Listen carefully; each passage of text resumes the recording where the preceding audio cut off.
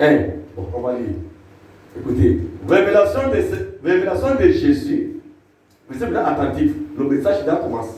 Si vous venez ici, c'est pour écouter le message. Ça, c'est ce qu'on appelle le message. Et ce message-là, il va de ceux qui vont écouter, il sera bien. Tu ne seras pas en confusion. Pourquoi Dieu dit que mes enfants mangeront? Qu'est-ce que vous allez manger? Le pain ou bien le manioc? Non. Il dit vous mangerez, mais vous ne serez pas en confusion. Ça veut dire qu'il y aura beaucoup de gens qui sont en confusion, mais ils partent aussi à l'église. Mais ça, c'est un message que l'Éternel voulait vous enlever dans cette confusion-là. Amen. Écoutez attentivement. Il dit, révélation de Jésus-Christ, que Dieu lui a donné pour montrer à ses serviteurs les choses qui doivent arriver bientôt. Et qu'il a fait connaître. Ça, c'est quelque chose de présent. Ce n'est pas ça qui est passé. Ça, c'est après de sa mort. Maintenant, ce qui montre aux gens là, c'est des choses maintenant, ce n'est pas des choses passées, c'est les choses qui vont commencer maintenant après les âges de l'Église, jusqu'à la fin de cet âge de l'Église. Alléluia. Il dit, bientôt, qu'il a fait connaître par l'envoi de son ange à son serviteur Jean, laquelle a testé la parole de Dieu et le témoignage de Jésus-Christ. Tout ce qu'il a vu. Heureux, maintenant, heureux c'est lui qui lit. Je suis heureux ce matin. Amen. Et c'est lui qui attend la parole de la prophétique. Et vous aussi qui êtes là-bas. Amen.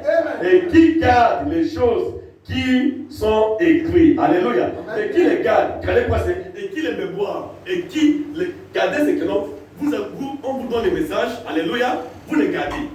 Ce n'est pas que vous recevez le message, vous jetez en train de se balloter. Mais quand vous donnez le message, mais vous êtes bénis parce que quoi, si vous êtes ici jusqu'à ce présent, vous avez gardé le message que Dieu vous a donné. Parce que si vous ne le gardez pas, vous serez vraiment en confusion, ballotté, et vous ne serez pas ici ce matin. Alléluia. Et qui les garde, écoutez bien, et qui les garde des choses qui sont écrites, car le temps est proche.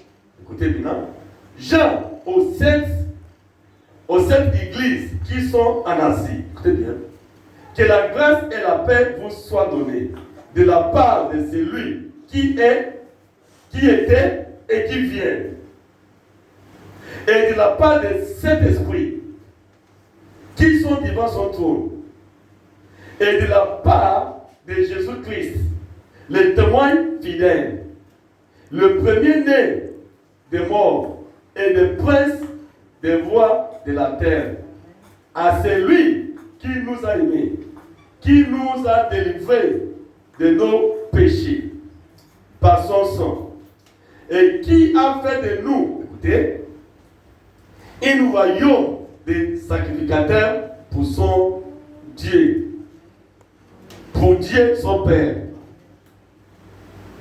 À lui soit la gloire et la puissance. Voilà ce qu'il t'a fait. Tu n'es plus pécheur. Voilà ce qu'il t'a fait. Est-ce que tu penses que notre Dieu peut faire une pécheresse ou bien un pécheur, un royaume des sacrificateurs pour son Père? Non, jamais. C'est comme il a déjà fait ça pour nous. Son sang nous a lavé. Amen. C'est comme que tu as justifié quelqu'un. C'est quelqu'un que tu as aimé, hein? Tu l'as justifié. Tout ce qu'il fait là, il dit non, je l'aime. Alléluia. C'est comme une femme, il était amoureux de son mari. Jusqu'à ce que le mari, lui, fait que lui donner les coups de poing, des bosses. Pendant que le mari a dit de lui donner les coups de poing, a dit de le frapper. Il ne fuit pas. Il ne fuit pas. Mais les coups de poing que le mari lui donne, il est dans la joie. Il dit que non. Il a dit que non, quand le mari les tape, il les met encore le mari. Voilà, donc ça veut dire que non, donc cet amour-là, tu vois, non, même si que non, ça lui fait mal. Voilà, il aime toujours le mari. Voilà, c'est l'amour que l'Éternel nous a aimé. Malgré tout ce que nous avons fait, alléluia, il nous a aimés.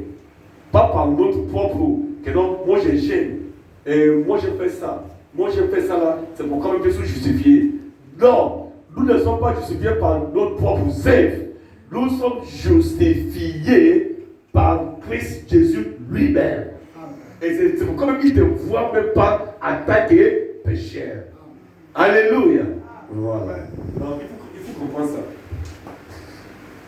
Maintenant il dit, voici ils viennent avec les nuées. Regarde, quand ils viennent maintenant là, parce que quand je commence ici là, je commence déjà à rentrer un peu dans le message. Vous n'êtes pas. Ils viennent avec quoi? Des nuées. Vous voyez, plusieurs de vous peuvent venir à l'église, peuvent demander, mais ça c'est quoi? Ça c'est quoi? Il y a un jour que notre artiste ici, c'est celui qui nous a fait ça. Il m'a demandé que non, ça c'est quoi?